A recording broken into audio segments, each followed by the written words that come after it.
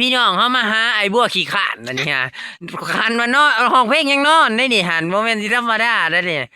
เอ้าฟังเบิ่งอะหาขี้ข่านนักเสียงม่วนได้เพิ่นห้องนี่หยุดที่ตรงนี้พี่น้องคนเดียวก็พอ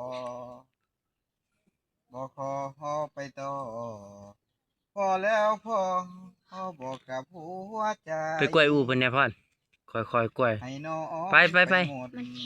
บ่เห็นก็สิเป็นหยังบ่เหลือความดีให้ใครอ่าน้ค่ออยๆกล้วยงเป็นหญิงคอ่านสุดท้าโอ้ยมีคนกล้วยอูอีกโอ้ที่อายพ่อความดี ขี้ข่านได้เสียงม่วนหยุดที่ตรงนี้เอาไว้เพียงเจ้าเท่านั้นเป็นคนสำคัญของอายเท่าสัวชีวีตกทุกข์ได้ยากต้องสู้กับอายเต็มที่น้องเป็นหญิงคนแสนดีอายจึงขอเป็นเพียงน้องคนเดียวถือว่าจบแล้วเสียแพทย์อยู่สวรรณเขต แดนสวรรค์กับสวรรณเขตแดนะนสวรรค์ดินแดนของคนร่ำรวย ไปกล้วยอูเพิ่นได้บ่ไอ้นี่เลยสวยเมื่อเสียแผ่นในแดนแห่งนี้น้ำเงิมรีสอร์ทแดนสวรรค์ของคนหังมีแฟนเฮาฮักมาหลายปีพบหนุ่มเศรษฐีน้องก็เปลี่ยนใจ ก่อนเจ้าไปเหตุการณ์อยู่แดนสวรรค์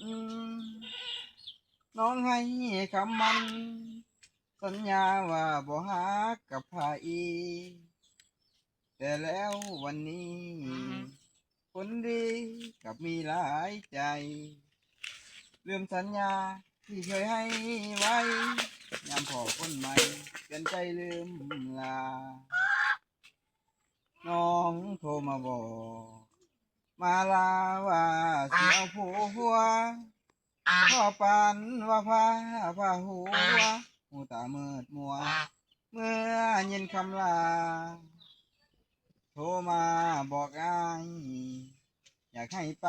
ร่วมงานวิวาอ้ายอยากไปอยู่เด้อน้องลาแต่อย่าน้ำตาไหลผ่างานดองแดนสวรรค์เจ้าเอ๋ยจงไว้พรใสให้เขากับคนหาฮักใหม่พอจะได้พบความเศร้าหมองคนจนบุญน้อยจำต้องถอยห่างแม่เนื้อทองศาสตร์นี้อายบ่ได้น้องอายกะสิของศาสตร์นาทามีจบ